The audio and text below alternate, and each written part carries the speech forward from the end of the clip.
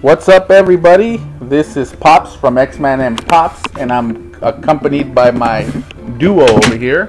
Hello, people. And that is X-Man. So guys, in episode 6, there was a lot of problems that X-Man and I had bringing you that episode.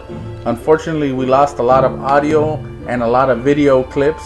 So we had to rummage around all the videos to find out what was what in the butt. Anyway, we have 29 diamonds here, and there's actually more that we will end up finding because obviously we screened this video and the next.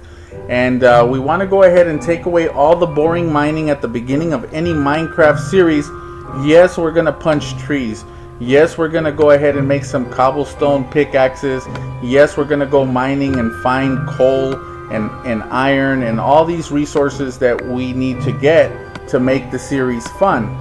But it would not be cool to go ahead and make you watch, 25, 30 episodes of nothing but resource gathering and boring mob fighting. Now, obviously, we are going to be bringing you in the next couple episodes some mob spawners.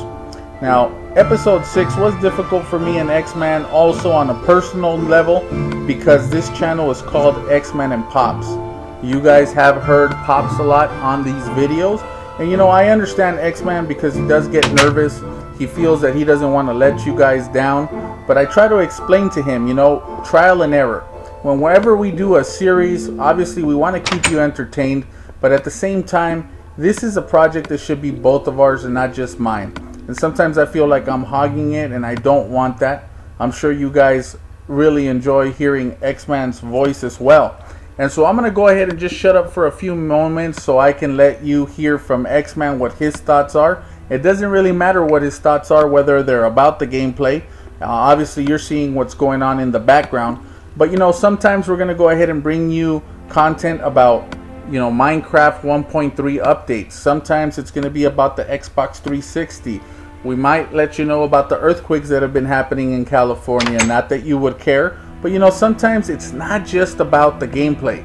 Yeah, of course the gameplay is what brings us all together. But at the end of the day, we don't want it to just be, hey guys, I am blocking this wall off because I'm scared of the mobs. And I am using my iron pickaxe to make a hole in the mine. And I'm putting stuff in a storage chest. Because that sounds boring. And the more we review what we've been doing, the better we're going to get. So again, I'll shut up, and here's X-Man to go ahead and let you know basically that we're going to go to the next clip, which we're going to edit, and then he's going to take over the commentary. And by the magic of the internet, we'll be back. Peace. What's up, everybody? This is X-Man from X-Man and Pops, and welcome back. And in the last episode, we were talking about just how this episode, or the last episode, was just very, very hectic for us, and it took it on to a whole new personal level where we just were fighting at each other, a bunch of other stuff. And this series was meant for all of us to come together, not for us to break us apart. So that's just my thoughts on what happened last time in the previous episode. And right here, we're just going to be getting 2 more diamonds and depositing our diamonds inside. We have a total of 31 right now. And I don't really know what's coming next. We have 40 gold. We have 34, 64 ingots. We're pretty much set in the game. I mean, it's not likely for people to find that many diamonds in just one. So, yeah. And this is X-Man saying peace. What's up, everybody? This is X-Man from X-Man and Pops, and welcome back. Welcome back, welcome back. And in the background, you're going to be seeing the boring mining and the staircases. My dad is always into staircases and his signs and everything, but it doesn't really help. I mean, we had to do a lot of stuff to figure this out. Can you blame me? I'm an old man. I need signs to remind me how to get back home. And I don't know how to use GPS. So signs and stairs help me remember. Yeah, I mean, in the car, always, hipsters just want to have fun on. Oh, I don't know about that. I don't know about that. All right. So here's an example of one of our signs. It tells us where the house is, and we're gonna come across another one. As you can see, X-Man doesn't even listen to him because it said the house was the other way. But that's because he went to go mining, and there's a lot of lava everywhere. Oh wow! You said I'm mining. I mean, isn't this you? I don't think it's me. I think it's you. I mean, you're going back and forth. You're not listening to signs. No, I would have listened to the signs. Oh, really? Really? Yeah, well, maybe. I don't know. I don't remember. Right. Yeah. It's very difficult at this age to remember. We just passed the spot where we found some of those diamonds earlier. And so anyway, the background is just pretty much showing some of that boring mining that we were talking about.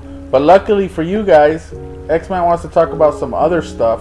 Gameplays that he wants to be doing. Yeah, a bunch of different games talking, at E3, there's a bunch of Assassin's Creed trailers about Assassin's Creed 3. I don't know if you guys have heard about it, but I just really, really want that game. I mean, that game looks pretty cool and it's educational for all those teachers out there who think video games give you headaches, just like me. I mean, they always say that my aunt is the reason because I have my aunt's headaches and stuff. But also there's more trailers about BioShock Infinite. I mean, my dad, well, Halo 4, they said it was pretty much gonna suck. They did say that. I was talking to a few people, and they said that Halo 4 under the new ownership wasn't gonna be that great. So, I'm kind of interested. I might just buy it for us just so we could do a series. But I'm hearing that it's really bad. They said something about Ubisoft made the Halo 3 second edition really poorly. And so that's the only thing. I mean, I love the fact that the Halo series has lasted this long. It was pretty much I think that it was really great when it first came out, but for a long time I thought it was because I was old and I didn't know the controls that I stayed away from it. But some of these gaming experts did confirm with me that it's not just myself, but a lot of people that truly enjoy video games have said the same thing, and that's basically that some of these games that were classics have been ruined by all the commercialized way that they do go about these games. So anyway, back to X-Man. We're just going to give you a little bit more info on some other stuff that is of his interest. Well, yeah, I mean, World at War is a really, really good game. I mean, Dad doesn't like it. And also Black Ops 2. If anybody's heard of Black Ops 2, please let me know. Is it going to suck? Is it going to rule? Is it going to be better than the first Black Ops? My dad thinks so. I never really said that I don't like World at War. World at War is fine. I actually think World at War is much better than the Black Ops series. I don't like Black Ops. It's too slow. The gunplay is really weak. The guns suck. Pretty much Black Ops for me is a big disappointment. I'd give it maybe a 4.5 or 5 out of 10. But then again, I like Modern Warfare 3. It's faster. And I pretty much like the guns a lot more. I think that it's more realistic when you shoot somebody. You don't hear that stupid little patter of poop, poop, poop, poop, poop. Sounds like somebody's farting in the background when you're shooting somebody. So that, and the fact that I don't recognize the maps. Now, if you disagree, hey, that's perfectly fine. The thing is, I'm a lot older, so that's the excuse I'm going to use. And but at the same time, I can understand where Black Ops 2, I've seen the graphics. It seems as though they have sped it up a little bit. And, because I can't. It's too slow. I'm used to fast games like Mario Brothers 1 and Duck Hunt. I mean, those were cutting edge technology with excellent graphics and excellent speed. Especially Spider Fighter. I mean, I've played that before on Activision Anthology. I mean, I don't have a Atari 2600. I don't know. I can't even pass a game with one button and one joystick. I mean, how I do this, I do not know. Now, I will tell you that much.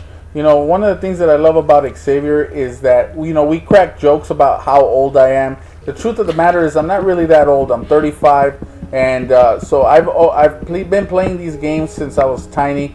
I used to fix consoles when I was younger, and I'm a big kid at heart, especially because I have a son and a daughter that I love very much, and I don't think that it's fair for children to always do what the adults want to do. You know, there has to be a good balance, and that's why we talk with one another. And he brought up a great point, and that's Spider Fighter. What a classic, wonderful, amazing game.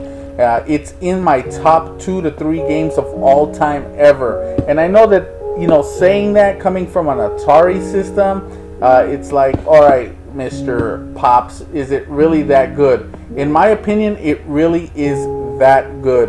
That game was fast, and that's one thing that you guys don't appreciate too much, I don't think. When we used to play video games, it was one controller, one button, one joystick, and the beauty of it was we did not have any kind of memory cards.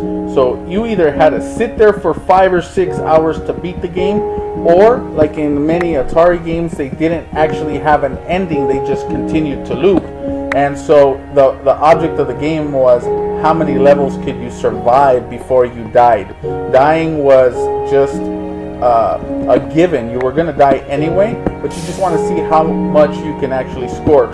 So if you haven't actually seen the game or played the game Spider Fighter, I definitely encourage you to go ahead and actually YouTube it and see if you can see some gameplay. Now it's going to look real dumb, it's going to look real boring, but you put the joystick in your hand and let's see if you don't get addicted really quick. It's super fast, and let me just tell you, it's amazing.